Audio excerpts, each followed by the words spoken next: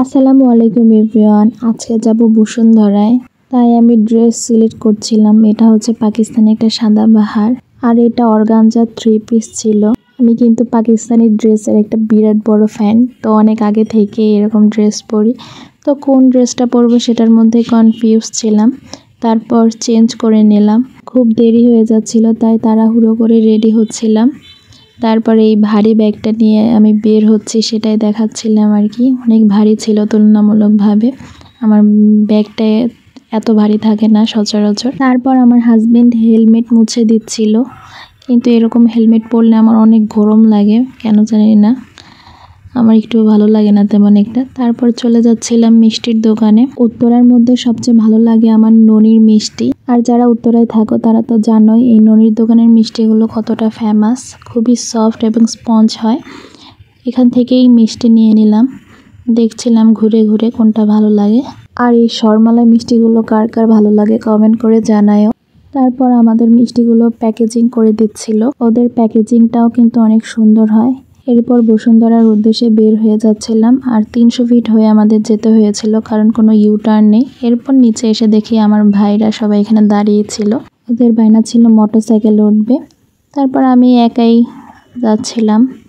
গিয়ে দেখি ঘরের মধ্যে কেউ নেই, সবাই রান্নাঘরে ব্যস্ত। পিঠাপুলি আয়োজন চলছিল, যেহেতু মামা বিদেশ থেকে আসছে গতকালই। তো এখানে সই পিঠা বানানো হচ্ছে। এই পিঠাকে আপনারা কে কোন নামে ডাকেন, কার গ্রামে কিভাবে ডাকা হয় কমেন্ট করে জানাবেন। শরীয়তপুর মাদারীপুরে কিন্তু সই পিঠাই বলে সবাই। আমার নানু কিন্তু খুব ভালো রাঁধুনি। আমার নানু, আম্মু আর খালামণি, এদের রান্না অনেক মজা হয়, অনেক ভালো লাগে আমার।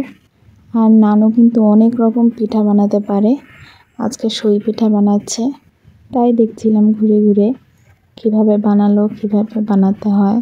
আমি তো যদিও এই পিঠা পুলি তেমন একটা বানাতে পারি না, তবে শিখছি আস্তে আস্তে। আর এটা হচ্ছে পিঠার ফাইনাল লুক। গরম গরম ধোয়া ওঠা পিঠা শীতকালে মজাই আলাদা। এরপর নানু আমাকে খেতে বলছিল। এদিকে দেখছিলাম সবাই এত এত মিষ্টি এনেছিল, যেহেতু মামা গতকাল এসেছে, মামার সাথে মামার ফ্রেন্ডরাও এসেছে। তো সবাই মিষ্টি নিয়ে এসেছিল, আবার আমরাও মিষ্টি নিয়ে আসছি। তাই আমার খালামণি দেখাচ্ছিল যে ঘর ভর্তি হয়ে গিয়েছে মিষ্টিতে। চারিদিকে শুধু মিষ্টি আর মিষ্টি। আমি মিষ্টি ততটা লাইক করি না, তবে আমার হাজবেন্ড মিষ্টি অনেক পছন্দ করে। এখানে বিভিন্ন ধরনের মিষ্টি ছিল, সাদা, কালো, লাল, সব ধরনের মিষ্টি ছিল। দই ছিল আর ছানার মিষ্টি ছিল। এরপর আমি খেয়ে নিচ্ছিলাম আর দেখাচ্ছিলাম। আমার যদিও হাসি পাচ্ছিল যে আমি খাচ্ছি আর দেখাচ্ছি। খাওয়া দাওয়া শেষ করে এখানে এসে দেখি সবাই খেলায় ব্যস্ত। আমার হাজবেন্ড আর আমার 2টা ভাই সবাই খেলা নিয়ে ব্যস্ত আছে। তারপরে এটা বিদেশি চকলেট খাচ্ছিলাম। এরপর দেখলাম মামার একটা ফ্রেন্ড চলে যাচ্ছিল, চিটাগাং চলে যাবে। এরপর আমারও যাওয়ার সময় হয়ে গেল, কারণ এখন তো শীতকাল, দিন ছোট, তারপর ঠান্ডা পড়ে যায় তাড়াতাড়ি, আর বেশি রাত হয়ে গেলে ঠান্ডা লাগবে। তাই আগে আগে বের হয়ে যাচ্ছিলাম। বাইরে বের হয়ে দেখি বাইরে তেমন একটা ঠান্ডা নেই, কিন্তু রুমের মধ্যে অনেক ঠান্ডা লাগছিল, কেন জানি না।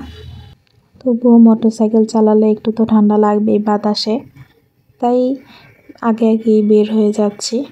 আমরা সেকেন্ড গেট দিয়ে যাচ্ছিলাম, কিন্তু আসার সময় সেই 300 ফিট দিয়ে ঘুরে আসতে হয়, কারণ কোনো ইউটার্ন নেই। কিন্তু যাওয়ার সময় ইজি ওয়েতে আমরা যেতে পারি।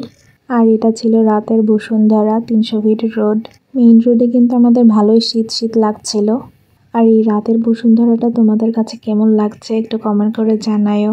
এরপর দেখতে দেখতে আমরা উত্তরার কাছাকাছি এসে পড়েছি প্রায়। আর আসার সময় তেমন একটা জ্যাম ছিল না, তাই তাড়াতাড়ি আসতে পেরেছি। আমার ব্লগগুলো ভালো লাগলে আমার ফেসবুক বা ইউটিউব সাবস্ক্রাইব বা ফলো করতে ভুলো না কিন্তু। আর এটা ছিল রাতের উত্তরা। রাতের উত্তরা তোমাদের কাছে কেমন লেগেছে কমেন্ট করে জানায়ও। আজকের মতো এই পর্যন্তই, বাই।